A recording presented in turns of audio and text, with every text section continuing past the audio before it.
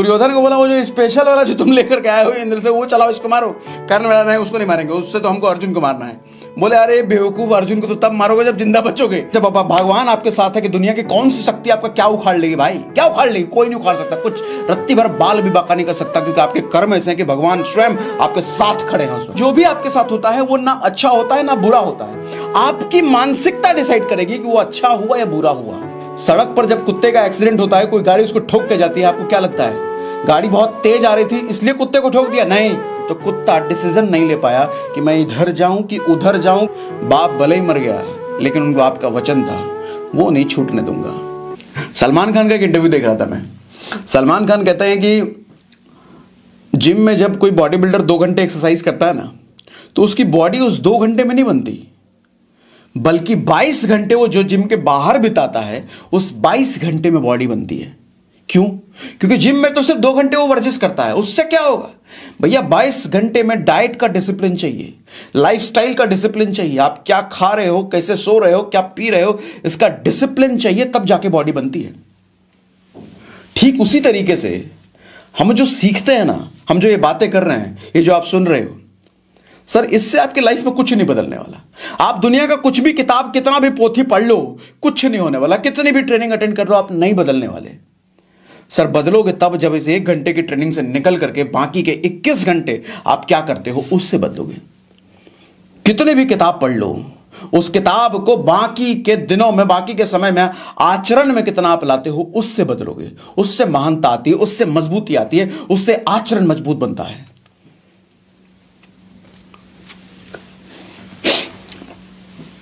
जब भगवान राम को गुरु वशिष्ठ ने शिक्षा दे रहे थे ना स्कूल में, गुरुकुल में, वो तब महान नहीं बने थे, वो तो तब तो सिर्फ स्टूडेंट थे। महान तब बने जब उस शिक्षा का इस्तेमाल करके अपने बाप का वचन पूरा करने के लिए 14 साल तक वनवास चलेगा भाई साहब। और इनफैक्ट बाप के मरने के बावजूद तीनों माएं आए उनको कन्विंस करने के लिए, अरे बाबूजी तो मर गए, अब छोड़ो उनका वचन, अब चलो वापस।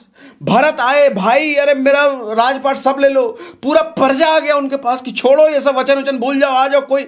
और अगर राम जी चले भी जाते वापस तो कोई किसी को फर्क नहीं पड़ता, सब खुश ही होते। प्रजा खुश हो जाती है, हमको इतना बड़ा बढ़िया राजा मिल गया, माएँ खुश हो जाती है, हमारा बेटा आ गया, भाई खुश हो जाते हैं, हमारा भाई आ गया, सब लोग खुश हो जाते। लेकिन वो आदमी वशिष्ठ का सिखाया हुआ इंप्लीमेंट कर रहा था। बाप भले ही मर गया लेकिन उनको आपका वचन था वो नहीं छूटने दूंगा। 14 साल का वनवास लिया है तो पूरा करके जाऊंगा। नहीं गया वो, तभी तो महान बने, तभी तो मर्यादा पुरुषोत्तम राम कहते हैं उनको। आप जो सीखते हो उससे महान नहीं बनते, उस सीखी हुई चीज को कितना आप आचरण में लाने में काम करते हो उससे महान बनते हो। सर दुनिया में हर कोई नॉलेजेबल है, हर कोई आज के टाइम में नॉलेजेबल है, हर कोई। गूगल का जमाना है ना, यूट्यूब का जमाना है, लेकिन एजुकेटेड बहुत कम लोग हैं, बहुत कम लोग। बीटेक एमटेक करने के बाद आदमी नॉलेजेबल तो हो जाता है, एजुकेटेड नहीं हो पाता। फर्क क्या है नॉलेजेबल और एजुकेटेड में? देखो, जिसको सिर्फ पैसा कमाने के लिए एजुकेशन लेना है वो समझ लो नॉलेज ले रहा है कि पैसा कैसे कमाना है, वो नॉलेज ले रहा है कि नौकरी कैसे हासिल करनी है, वो सिर्फ नॉलेज ले रहा है।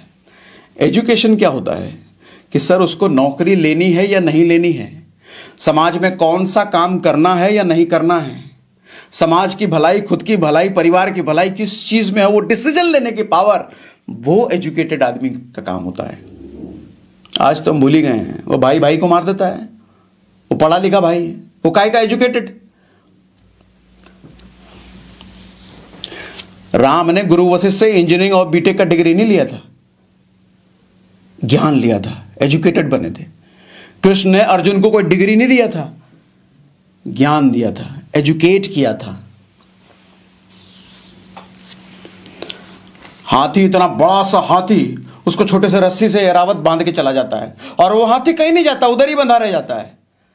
सर उस हाथी को नॉलेज दिया गया है, किस तरह की नॉलेज? तुझे इसको तोड़ना नहीं है, इधर ही रहना है। उसको प्रैक्टिस कराई गई है ना तोड़ने की, एजुकेट नहीं किया गया, उसको नॉलेज दिया गया, कान में भर दिया गया है। ऐसे ही हमारे को बचपन से कान में भरा जाता है, बड़े होके बेटा सरकारी नौकरी लेना है, बड़े होके तुझे नौकरी लेना है, बड़े होने के बाद तुझे सरकारी नौकरी में 10,000 की नौकरी लेनी है, 20,000 की नौकरी लेनी है। भरा जाता है, हमारे को नॉलेज दिया जाता है हर जगह से। वो हाथी के पास इतना ताकत है, एक झटके में वो झटका क्या हल्का सा पुट करेगा वो निकल जाएगा रस्सी तोड़ करके, लेकिन नहीं निकलता। दिमाग उसका बंध चुका है उस सड़े हुए नॉलेज से। हमारा भी दिमाग बड़ा बंधा हुआ है। माँ बाप ने कह दिया तुम बेटा कमजोर हो, मान लिया हम कमजोर हैं। माँ बाप ने कह दिया तुमको बाहर निकलते ही बेवकूफ बना देंगे लोग, मान लिया हाँ भैया बाहर वाले हमको बेवकूफ बना देंगे, हम तो बेवकूफ है। किसी ने कह दिया तुम कुछ कर नहीं पाओगे इस काम में, तुम्हारा कुछ हो नहीं पाएगा, ये कौन सा बिजनेस शुरू कर दिया, इससे कुछ होता थोड़ी है। हाँ बात तो सही कह रहा है।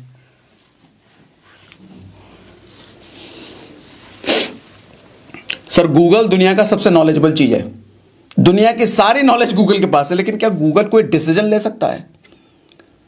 सर असली एजुकेशन उसी से पता चलता है कि आप में डिसीजन मेकिंग क्षमता है कि नहीं, सही और गलत को पहचान करके आप डिसीजन ले पाते हो कि नहीं ले पाते हो। जाड़े के दिनों में अक्सर आप देखते होंगे सड़क पर कुत्ता वो मरा हुआ मिलता है। सड़क पर जब कुत्ते का एक्सीडेंट होता है, कोई गाड़ी उसको ठोक के जाती है, आपको क्या लगता है गाड़ी बहुत तेज आ रही थी इसलिए कुत्ते को ठोक दिया? नहीं, दरअसल कुत्ता जब सड़क कर बीच पर आया और गाड़ी उधर से आ रही थी तो कुत्ता डिसीजन नहीं ले पाया कि मैं इधर जाऊं कि उधर जाऊं कि सड़क पर ही रह जाऊं, किस तरह की गाड़ी आ रही है, मुझे ठोकेगी या चुम्मा लेके चली जाएगी। वो डिसाइड नहीं कर पाया, मर गया, उड़ा दिया गाड़ी ने उसको। सर जब जब डिसीजन नहीं ले पाओगे ना, दुनिया ऐसे ही उड़ा के चली जाएगी। इस नया साल में अगर सच में कुछ करना चाहते हो ना, 3 चीज का हमेशा ख्याल रखना, हमेशा ख्याल रखना इस 3 चीज का। चाहो तो बोर्ड पे लिख लो इस नए साल में 3 चीज। एक, कंफ्यूज ना होना, क्लैरिटी रखना कि लाइफ में तुमको करना क्या है, किस तरीके से आगे बढ़ना है, कहां किस मुकाम पर पहुंचना है, इसके लिए पूरा क्लियर रहना। दुनिया में कोई भी आकर के कुछ भी बोल दे, कंफ्यूज ना होना। एंड दूसरी चीज डिसीजन लेना, निर्णय लेना, जो तुमको सही लगे, जो आपको सही लगे उसके लिए निर्णय लेना। और तीसरा मोस्ट इंपॉर्टेंट, जो डिसीजन लोगे सही समय पर लेना, क्योंकि अगर सही समय पर डिसीजन नहीं लोगे तो कुत्ते वाला हॉल हो जाएगा, गाड़ी उड़ाकर लेके जाइए। ये दुनिया भी एक ऐसी गाड़ी है भैया, आपको उड़ाने के फिराक में हर पल काम करती है, हर पल आपके दिमाग को कुचलने का काम करती है, आपके मन को काबू करने का काम करती है। किस तरीके से आप कब बर्बाद हो जाओ ये आपके चारों तरफ लोग चाहते हैं। और ये 3 चीजें अगर आप में नहीं है, कुचल दिए जाओगे कुत्ते की तरह, जिसको जैसे कुत्ते को कुचल दिया।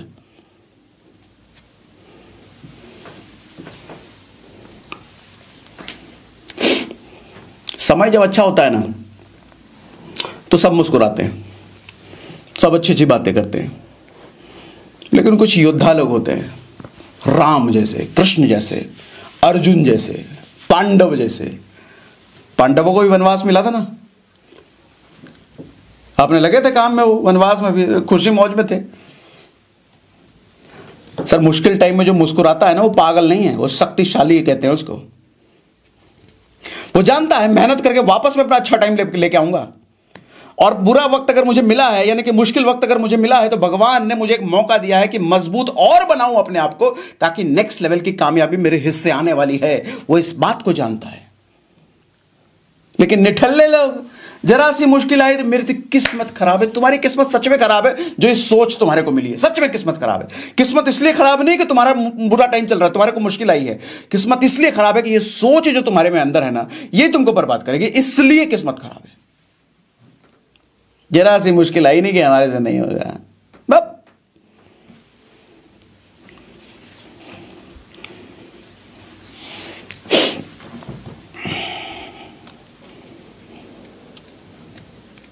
आपकी छोटी सोच कभी भी बड़ा लक्ष्य नहीं बनाने देगी आपको, कभी नहीं। हमेशा छोटे में झूलते रहोगे, दुनिया की मार खाते रहोगे, परिस्थितियों को झेलते रहोगे, गरीबी में सड़ते रहोगे, और परिवार भी इसके साथ, मजबूरी है, तुम्हारे साथ जुड़ा है वो परिवार तो भुगतेगा ही, तुम्हारे जैसे छोटी सोच वाले के साथ। और ये सब ऐसा कुछ नहीं परमानेंट है। आज छोटी सोच है, ऐसा कुछ भी नहीं परमानेंट है। बदल सकते हो सोच को। ये मानना शुरू कर दो, अगर कुछ परिस्थिति आई है, मुश्किल परिस्थिति आई है, तो कुछ सिखाने आई है, बस बदल गया। अभी कुछ महीनों पहले हमने कुछ ऐसे डिसीजन लिए थे जो बुरे साबित हुए, वो डिसीजन गलत साबित हुए। तो मेरे साथ के कुछ और लोग भी थे, उनको लगा कि ये डिसीजन गलत हो गया, अब तो हम बर्बाद हो गए। मैंने कहा कोई बात नहीं, टेंशन मत लो, बस साथ रहो, ये मुश्किल वक्त है, निकल जाएगा, इसमें लड़ेंगे, बेहतर करेंगे। अगर ये रास्ता हमारे लिए बंद हुआ है, दूसरा रास्ता देखेंगे। लेकिन काम करेंगे। लेकिन उनको नहीं लगा, उनको लगा नहीं फालतू बात कर रहा है, हम तो बर्बाद हो गए अब। सर कुछ ही महीने की बात है, हमने वापस बाउंस बैक कर लिया, वो आज भी वही रह गए। सोच की बात है। थॉमस अल्वा एडिशन जिन्होंने बल्ब का आविष्कार किया था, सर उनका जब लैब जल गया था ना, लैब में आग लग गई थी। सर एक साइंटिस्ट की धरोहर क्या होती है, साइंटिस्ट का संपत्ति क्या होता है, उसका लैब।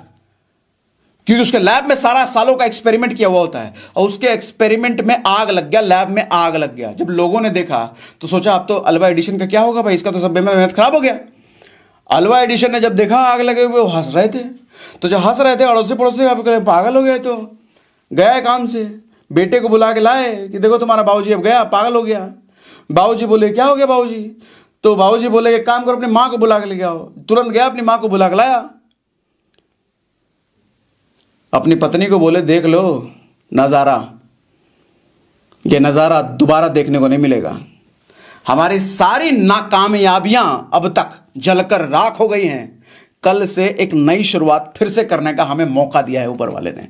यह सोच था उसका, बना दिया बल्ब। सब देखो, कुछ भी होना आपके साथ अच्छा होता है या बुरा होता है। कहावत है ना, जो होता है अच्छा ही होता है। सर ये कहावत अधूरा है। मैं कहता हूं जो भी आपके साथ होता है वो ना अच्छा होता है ना बुरा होता है। आपकी मानसिकता डिसाइड करेगी कि वो अच्छा हुआ या बुरा हुआ। थॉमस अल्वा एडिशन ये मान सकता था कि मेरे इतने सालों के एक्सपेरिमेंट खराब हो गई, लगता है ये भगवान चाहता है कि मैं बल्ब ना बनाऊं, इसलिए छोड़ो भाई दूसरा कोई काम धंधा में लगता हूं। ये सोच सकता था वो। लेकिन उसने क्या सोचा? उसने ये सोचा मेरी नाकामयाबियों को भगवान ने जला दिया, मुझे मौका दिया है नई शुरुआत करने का। किया, बन गया।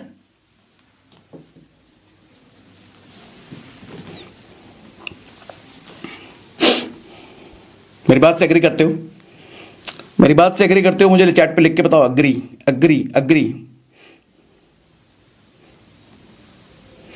एग्री लिख के बताइए।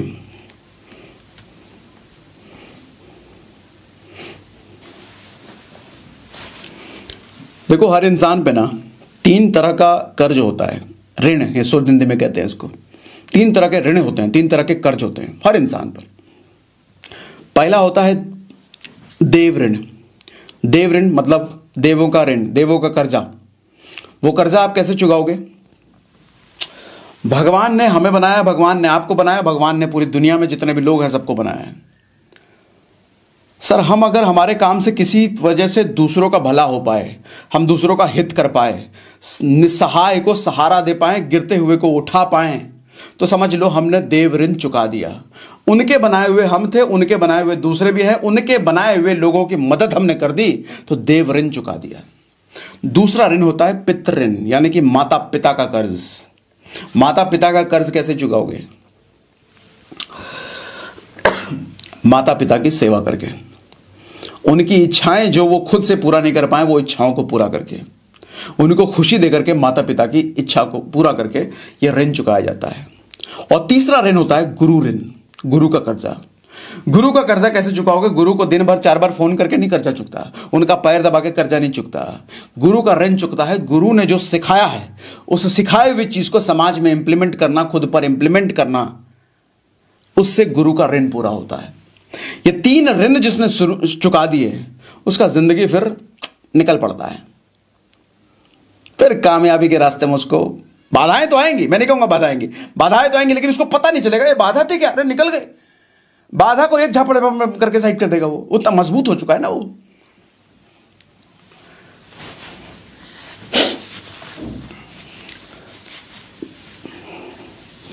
देखो भगवान ना, जब आप इस तरह से सोच रखते हो, इस डायरेक्शन में काम करते हो, तो भगवान बड़े अजीबोगरीब तरीके से आपकी मदद करते हैं, बड़े अजीबोगरीब तरीके से आपके साथ काम करते हैं। घटोत्कच महाभारत में जानते हो ना, भीम का बेटा, राक्षसी से शादी हुई थी भीम की, हिडिंबा, तो उसका बेटा एकदम भयंकर बलवान ताकतवर। महाभारत युद्ध में कृष्ण ने उसको बुलवाया था, बुलाओ उसको, और एकदम हाहाकार मचा दिया उसने युद्ध में। अकेले अपने एक पैर तो इतना बड़ा जो हजारों की सेना उसके पैर में आ जाए, एक पैर रखता था हजारों लोग खत्म हो गए, उतना भयंकर बवंडर। कर्ण को एक मिला हुआ था बाण इंद्र से प्रसाद में कि तुम इसको जिस पर भी चलाओगे वो आदमी निश्चित मर जाएगा, निश्चित मरेगा, और दुनिया की कोई शक्ति उसको मरने से रोक नहीं सकती। और वो बाण उसने मांगा था अर्जुन के लिए कि अर्जुन को उसको मारना ही मारना है। कृष्ण को पता था कि इसको ये मिला हुआ बाण, और कृष्ण अर्जुन के साथ कहते ना, जब भगवान आपके साथ है कि दुनिया की कौन सी शक्ति आपका क्या उखाड़ लेगी भाई, क्या उखाड़ लेगी, कोई नहीं उखाड़ सकता, कुछ रत्ती भर बाल भी बाका नहीं कर सकता, क्योंकि आपके कर्म ऐसे हैं कि भगवान स्वयं आपके साथ खड़े हैं उस वक्त। तो अर्जुन के साथ ऐसे ही था। तो अर्जुन को पता था कि कर्ण को ऐसा चीज मिला हुआ है और इसका तो कुछ उपाय करना पड़ेगा भाई, ये अर्जुन पे चला देगा तो अर्जुन का तो खेल हो जाएगा, फिर मैं भी नहीं बचा सकता उसको, क्योंकि इंद्र ने वरदान दिया है इसको। तो उन्होंने घटोत्कच को बुलाया, युद्ध में हाहाकार मचवा दिया घटोत्कच से। अब जब इतना हाहाकार वो मचा रहा है तो दुर्योधन ने बोला, भाई तेरे पास वो स्पेशल वाला मिला है ना, इसको मार, क्योंकि नॉर्मल जितने भी तीर चलाए जा रहे हैं घटोत्कच पर कोई असर ही नहीं हो रहा, कोई फर्क ही नहीं पड़ रहा। तो दुर्योधन को बोला, वो जो स्पेशल वाला जो तुम लेकर के आए हो इंद्र से, वो चलाओ, इसको मारो। कर्ण वाला नहीं, उसको नहीं मारेंगे, उससे तो हमको अर्जुन को मारना है। बोले, अरे बेवकूफ, अर्जुन को तो तब मारोगे जब जिंदा बचोगे, पहले इस राक्षस को मारो। तो निकाले वही अर्जुन इंद्र वाला, उससे घटोत्कच पे चला है, घटोत्कच बेचारा खेल खत्म, उस मर गया वो। कहना क्या चाह रहा हूं, भगवान ने घटोत्कच को मरवा करके अर्जुन को बचा लिया। ये मत समझो किस्मत खराब है, ये मत समझो कि मेरा टाइम खराब है। सर किस्मत खराब कुछ नहीं होता, टाइम खराब कुछ नहीं होता, सिर्फ समय का खेल होता है कि समय आपकी परीक्षा ले रहा है, आप उस परीक्षा में पास हो जाओ, आगे निकल जाओगे। हर जगह आप देख लो, रामायण में देख लो, बजरंग बली की भी परीक्षा हुई, समुद्र लांघते वक्त राक्षसी आई थी टेस्ट लेने के लिए कि तुम्हारी कितनी बुद्धि है, वो देखने के लिए आए थे। राम का भी परीक्षा हुआ, लक्ष्मण का भी परीक्षा हुआ, भगवान कृष्ण तक का परीक्षा हुआ, पांडवों तक का परीक्षा हुआ, हर किसी का परीक्षा हुआ, और जिसने परीक्षा पास कर ली वो महान होते चले गए। सेशन के शुरुआत में मैंने शाहरुख खान और अमिताभ बच्चन का नाम लिया था ना। शाहरुख खान हमेशा शीर्ष पर बना रहा, हमेशा टॉप पर बना रहा, इसलिए उसको नायक बोलते हैं, बादशाह बोलते हैं। लेकिन अमिताभ बच्चन शीर्ष से लेकर के शून्य पे गिरा, और शून्य पे गिरने के बाद वापस शीर्ष पे चढ़ा, और वो भी उस उम्र में चढ़ा जिस उम्र में लोग गिव अप कर देते हैं। तो उसको नायक नहीं, महानायक कहते हैं। मेरी बात समझ में आ रही है? चैट पे मुझे लिख के बताइए यस। समझ में आ रही है? चैट पे लिखे यस यस यस।